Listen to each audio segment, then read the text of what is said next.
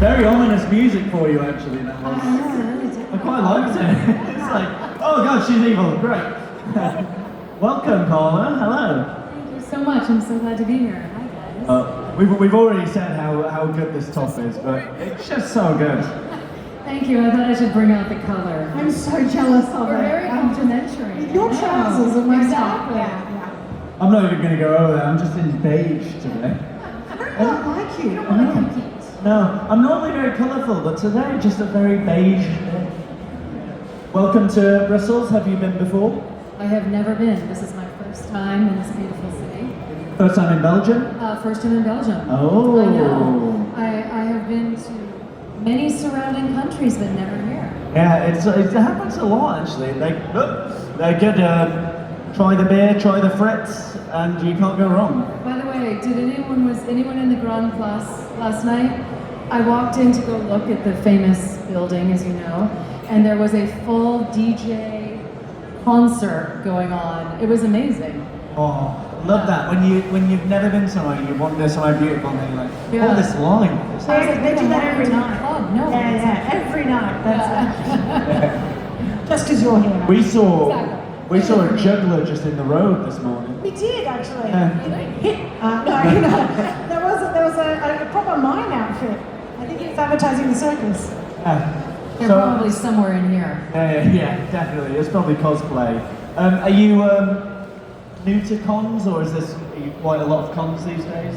You know, I am somewhat new to cons, and this is my first one in Europe. Well, it's a good one. They are nice. I feel like you've been very welcoming. Thank you. They are. They're so lovely. Except one of them. Never say who. Which one is Yeah. it? Oh, that's good. Yeah, I think this is one of the best things about fandom, where you get to travel and meet people. It's just a lovely thing to do. Yeah, and for me, I've been acting since I was 13 years old. Wow. And I still love it as much as I have always loved it. But I think one of the things about acting that is so meaningful is when you get to connect with the people who share the stories with you. It really is. We're getting a bit of cutout on the mics. Yeah, we are. My mic is sort of strange, right? No, we're holding them there. They just seem to be cutting out. It's alright, we'll just, if we drop out, just fill in the gaps. Exactly. It's always a compliment. You've had a lot of connection with like a lot of comic book stuff, Frank Miller, Alan Moore, like you've been immersed in those worlds. Do you find the audiences for them any different from the audiences for other stuff? Yeah, you know, I mean, that's the wild thing about cons is that, you know, I just ran into Frank Miller actually at one in the US, and it was so nice to see him because making Sin City was a really special experience. Robert Rodriguez I had worked with for like 4 times, you know, before that, and so, but Frank I didn't know until then. But definitely there is this real, I think especially because Sin City and Watchmen were both so true to the graphic novel that people who are real fans, there's just a very big difference between that kind of passion and understanding of the material, and a bunch of people have come up here about Sucker Punch also, which was sort of misunderstood by many. I think people expected it to be more of a typical superhero movie, and it's digging much deeper and it's much stranger than that, and that's what I actually love about it. So whenever people come up about it, I'm always appreciative. Ahead of its time. Yeah, for sure. What is the biggest fandom that come up to you? Is there one show that dominates, or is it? You know, every place is different. I think here, actually, interestingly, Snake Eyes, which was a film I did with Brian An amazing film. and Nicolas Cage. That movie has more people have come up here than oftentimes in the States. But a lot of the work that I've done with Mike Flanagan, Gerald's Game, Haunting of Hill House, obviously Usher. I am such a big Mike Flanagan and your work in there fan. Like, it's just what he's done for horror over the last, and what you guys have done as a unit. It's just incredible. It really is. I have to say, I think when I first met him, but we had never worked together when I did Gerald's Game, and you know they famously considered that Stephen King book to be unadaptable. So I received the script, and I thought this is really well written, but I also have nowhere to hide. I will literally be on a bed in handcuffs. So literally and figuratively, this could be a disaster. And then I spoke to Mike, and from the second I spoke to him, I thought, I want to help this man bring his vision to the screen, because he has such a deep understanding of psychology and of the way that people interact with each other, of grief, of loss, of healing, these very key elements. And then he's able to put it into horror. So you're still terrified, you still have a proper horrifying experience, but they all go much deeper than that. And I think that's what really resonated to me.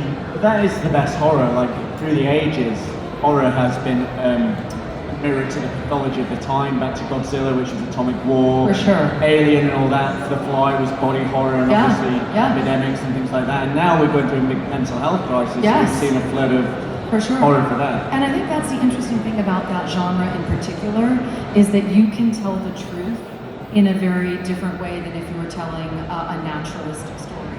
Because you can actually deal with the heightened elements of what we're all dealing with. Yeah, it's incredible. Also, like with all the work you've done with Mike, it's so layered. Even to the point, like, I remember watching Hill House and then rewatching it, because it's like, I've got to spot all these ghosts. Like, even that level of detail is like, it's unheard of in a lot of TV horror. And it was just a different level of storytelling. It really, he is a different level of storyteller. I'm constantly impressed by him. And I think with anything good, the more you watch it, the better it gets, as opposed to the opposite, So it's been a total joy to be able to collaborate together. And you have a favorite series that you worked on? It's kind of like kids. It is hard to play favorites. But I guess if I had to pick one piece as a whole, it might be The Haunting of Hill House. Although Gerald's game was very special to me, and the House of Usher, to get to play Verna in all of those different incarnations, is something you just never get asked to do. The House of Usher haunts me.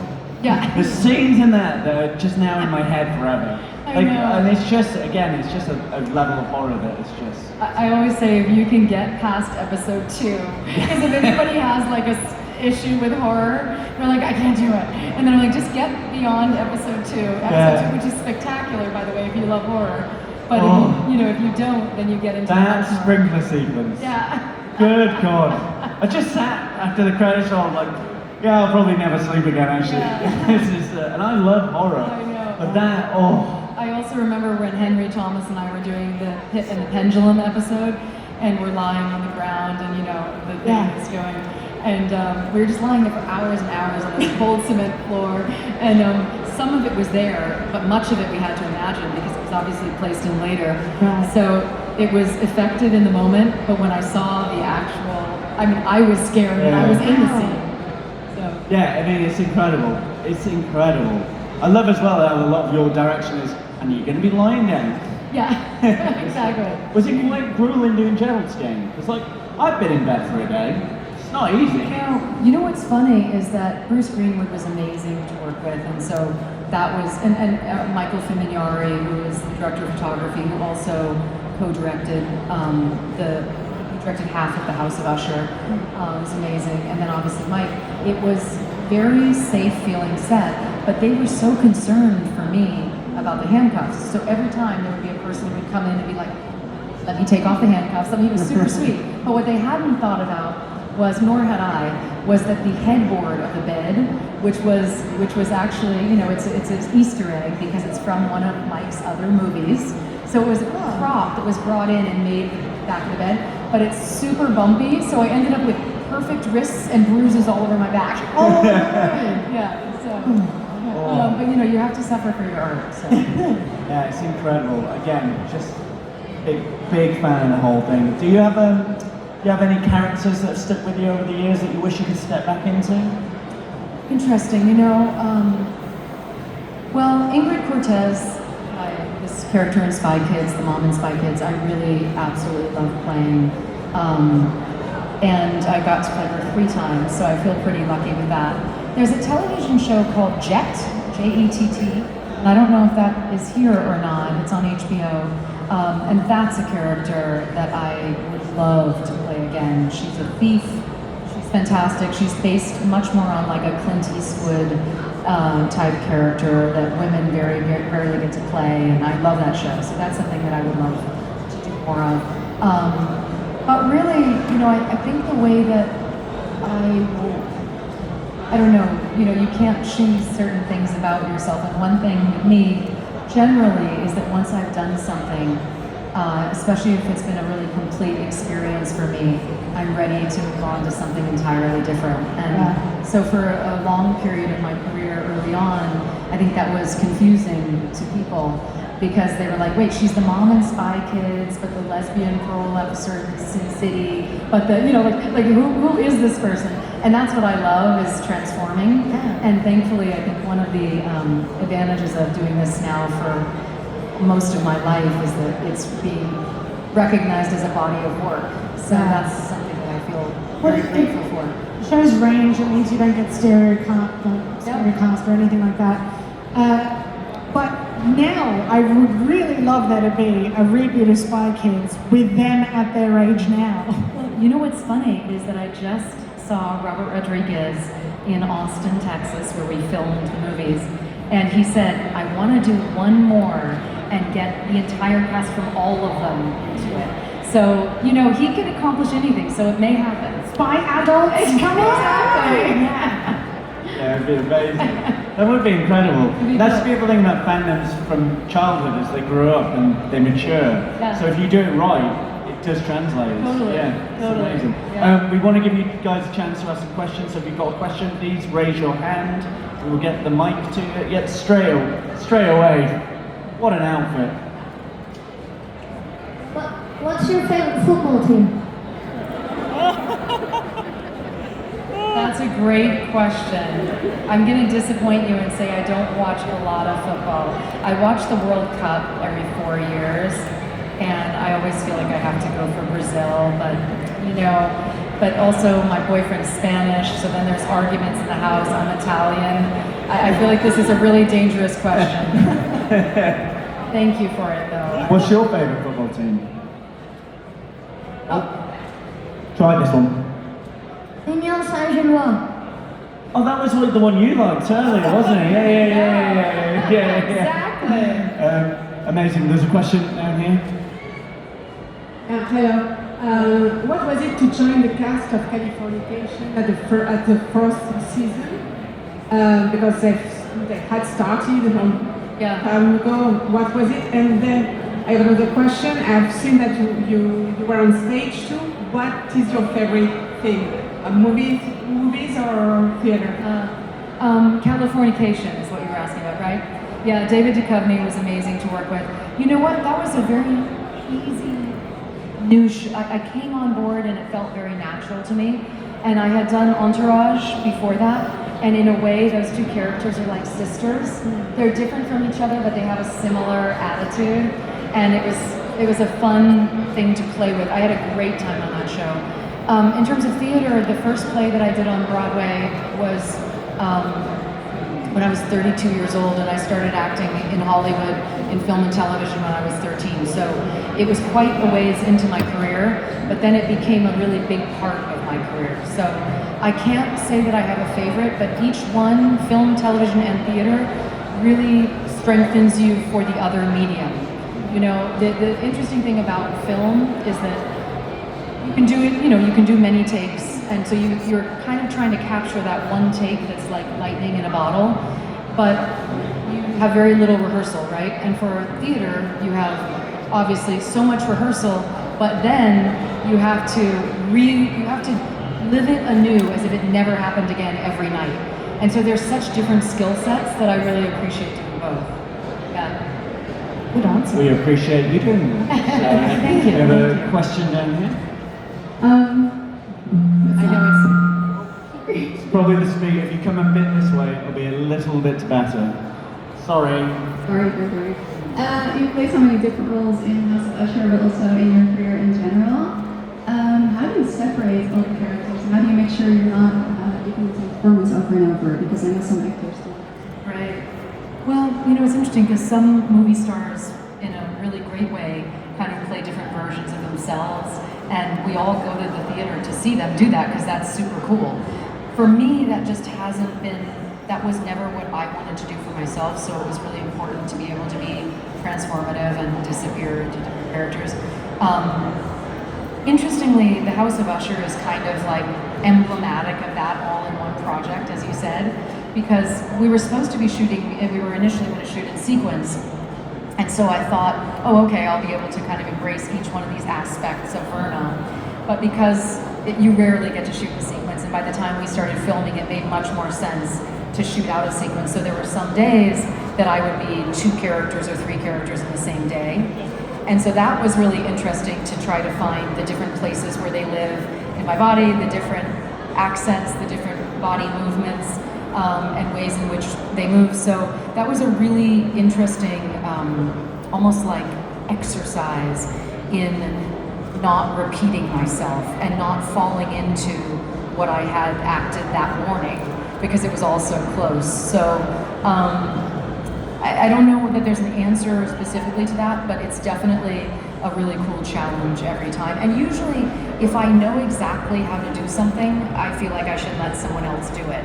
Like every part needs to scare me a little, like I don't, maybe I'm not sure, and that's part of like the magic of it. I really hope you don't get a job as like a taxi driver or a pilot, because I really want them to know what they're doing in their Yes, role. exactly. Somebody works in acting. Any more questions? Can we, we'll get the microphone, then we'll come back over this way. Be careful of this. Yeah, you might have come this way. Sorry. Sorry, everyone's ears. Sorry, guys. Hi. I wanted to know. I know you take the audio play of Streetcar Named Desire. Are you interested at all in doing kind of like more audio plays or audio books, or is that like a medium you'd be interested in getting into?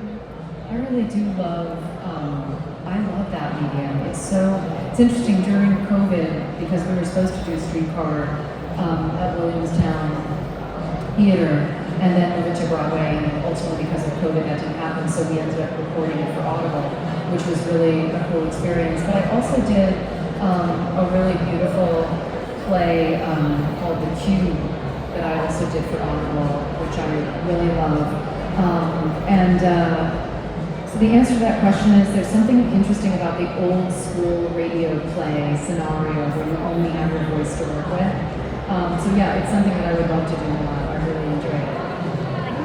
We were just chatting to Katie Lane and Harry Lloyd, who do voices on Arcane.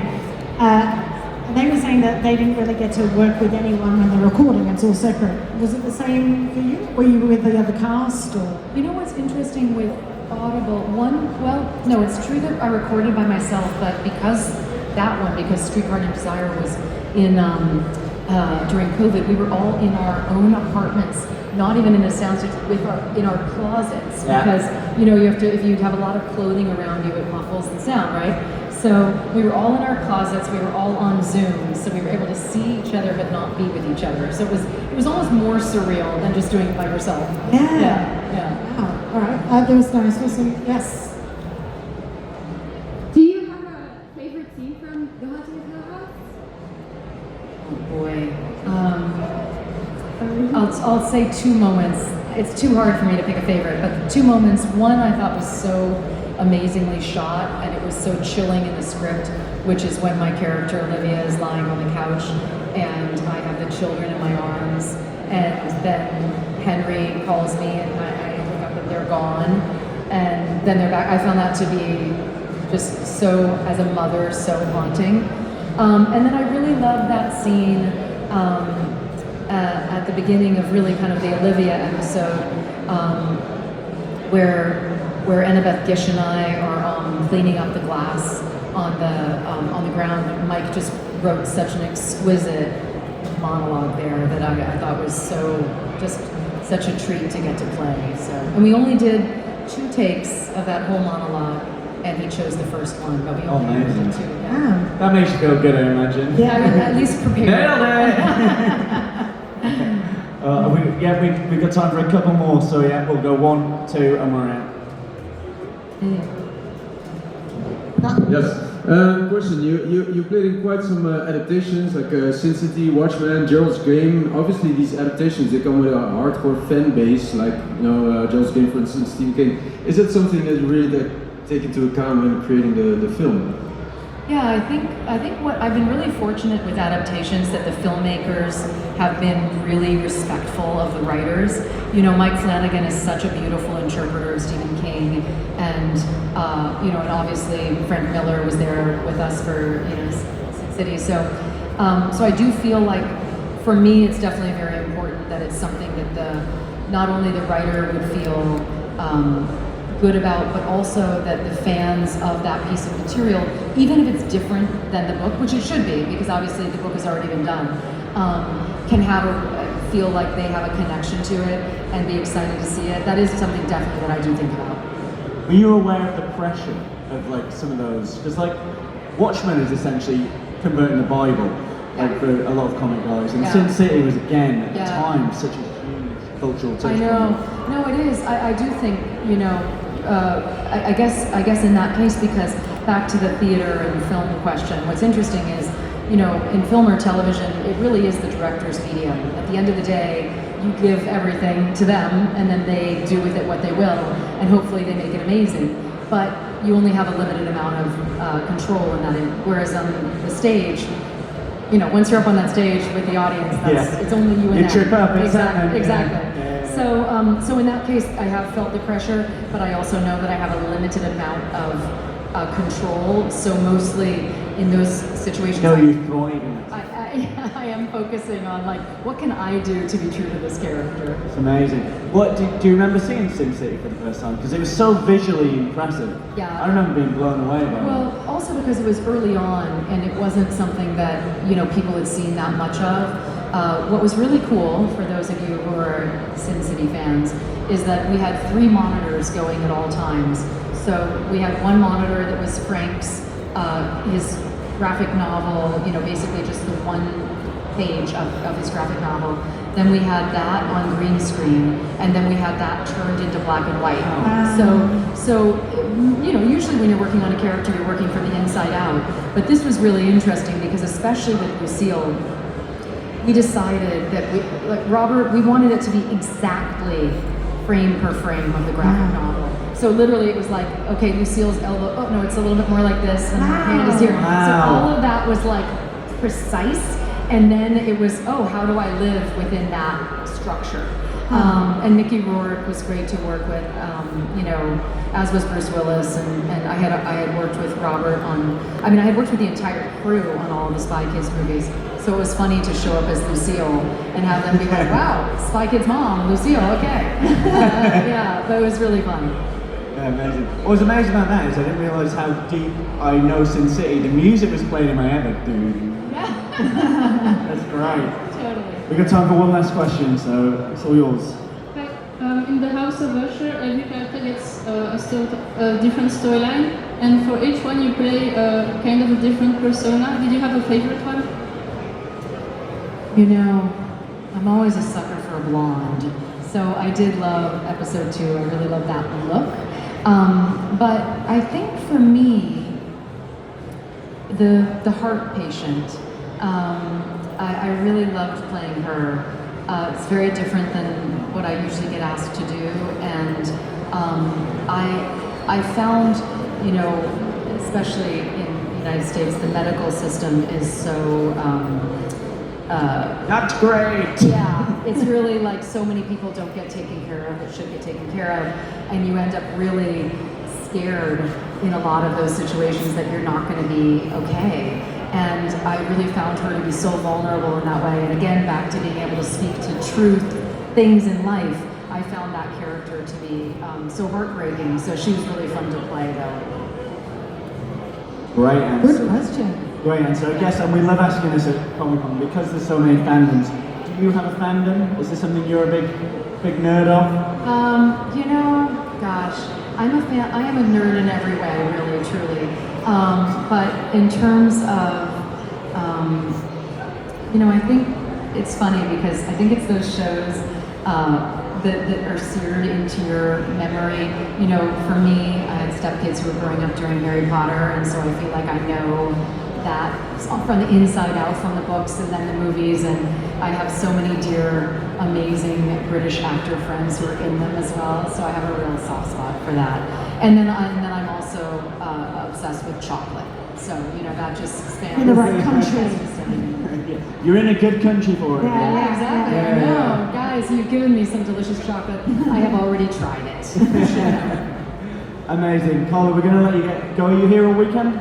No, just today. Oh, well. Just today. You have limited time to see Carla, so please do go over, ask say her hi. questions, give her all your chocolates. Yes. No, we can share. It's okay. We do one thing with every guest, we get a little selfie with everyone in the background. Yeah, You're okay of with that? course. Let's do it.